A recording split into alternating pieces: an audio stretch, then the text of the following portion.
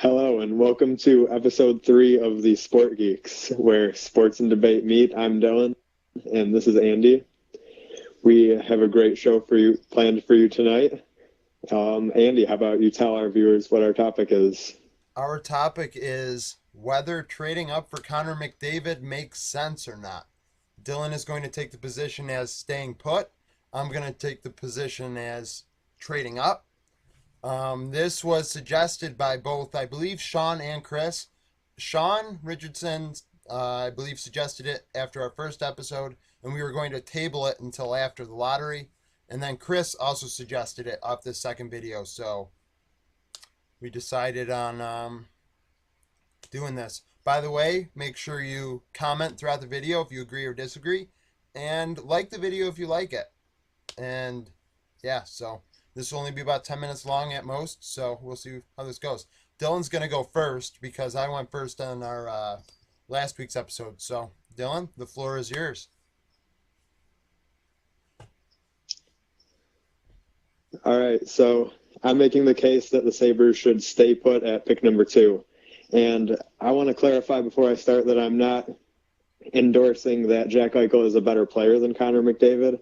I just don't view it as being worth it to move up, because Jack Eichel is in himself a franchise-changing player, they say, and in most other years he's a number 1 overall pick, and he definitely showed that in his first year at Boston University, where he won the Hobey Baker. He's the first freshman to do that since Paul Kariya, great NHL player. He had 71 points in 40 games this year, and he's been called probably the best U.S.-born prospect since Mike Modano, basically, and that's a list that includes Pat Kane, who's been, as you all probably know, amazing for Chicago. So I think Jack Eichel is great at number 2, and we should stay put. Andy? As Dylan said right off the start, and I believe completely, and that's why I'm saying this, Connor McDavid is so much of a better hockey player than Jack Eichel. And the thing is, a lot of people don't agree with that sentiment that there is a difference. They aren't the same. McDavid is the consensus number 1 overall pick. So we have to make that clear. McDavid is better. Now, the reason that I want to make that clear is it then becomes, is it worth it to trade up? This is what it's about. Is it worth it to trade up from number 2 to number 1 to get McDavid? And I believe it is, because you look at the way our team's made up and the players that we have expendable, it is possible that we could make this deal and make it work. Dylan? Well, we do have a wealth of prospect depth on our team, and I think that only works to our advantage in staying where we are. We take Jack Eichel, he'll come in, maybe right away, maybe not. He'll be our top line center, and then we have an entire lineup's worth of prospects who someday may or may not pan out, and they'll come in, and we could be one of the deepest teams in the league. You look at the teams like St. Louis, like those teams that are perennially on top of the league, and we could be there and without having to give up what I assume would be a very high cost for the number 1 overall pick.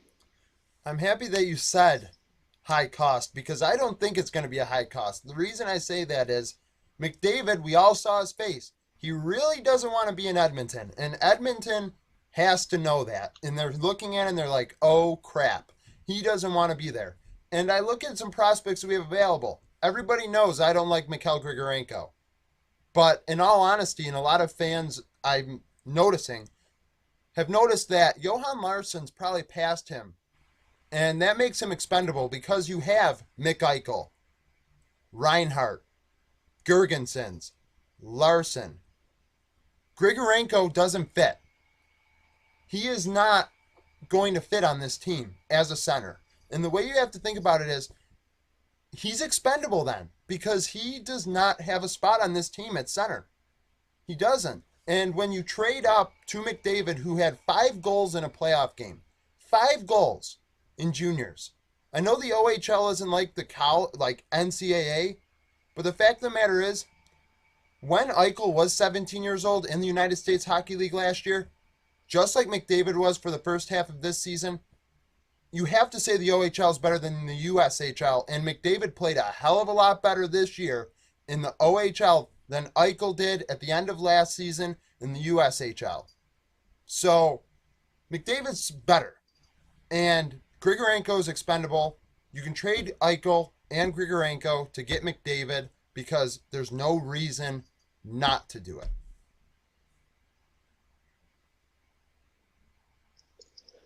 All right, well, I'm going to start. I disagree with, I think that price is definitely a bit low. That even if Eichel was to come out and say he didn't want to go to Edmonton, which I don't think will happen at all, I don't think the price would be the number 2 and a former first-round pick who hasn't panned out so far. I think it would take the number 2 pick, probably our later first, maybe Grigorenko, maybe somebody like Nikita Zadorov, or a top-level prospect within our organization with that. And I have to agree with this thing. If you have first overall, you're taking Connor McDavid over Jack Eichel. But I do think the gap is smaller than you're making it seem, in that Jack Eichel does possess great hockey IQ. He's a really great skater. He's great offensively. He has the elite level skill set that have had people. He may not be the next Sidney Crosby, but people are saying he can easily be Claude Giroux or John Tavares. And you shouldn't read too much into the comparisons, but I think that's just fine, along with keeping what we currently have and going forward with that. Well, this is our last turn before our time's up, and the way I'm gonna respond to that is, you may see those comparisons of Giroux and Tavares, but I see comparisons of Gretzky and Sakic. I see Wayne Gretzky himself say, this is the best prospect since when I was picked. This kid is the real deal. And the fact of the matter is, you think of Gretzky and you think of Sakic, those guys won championships. I'm not saying Tavares and Giroux are not going to win championships, because they are definitely good enough, but they haven't. Where Gretzky and Sakic, those guys are 2 of the best players of the last 30 years. Like, those 2 guys are top 10. Gretzky's obviously number 1, but you got Sakic up there still too. And also, I still think that price is going to not be as high as people think it is, because Edmonton knows he doesn't want to play there. And I think the Lindros situation may occur. And if he doesn't want to be there, maybe instead of Grigorenko, you send Zadorov. Maybe you send that other first-round pick. And to be quite honest with you, I don't think we have to. Because Zadorov is a top 4 defenseman, and one thing Edmonton needs is defense. They don't even have to take Eichel. They could take Hanifin. They could trade down again. Think about all the things they could get, moving from 1 to 2 to 3. That team would be better off doing that than taking Connor McDavid.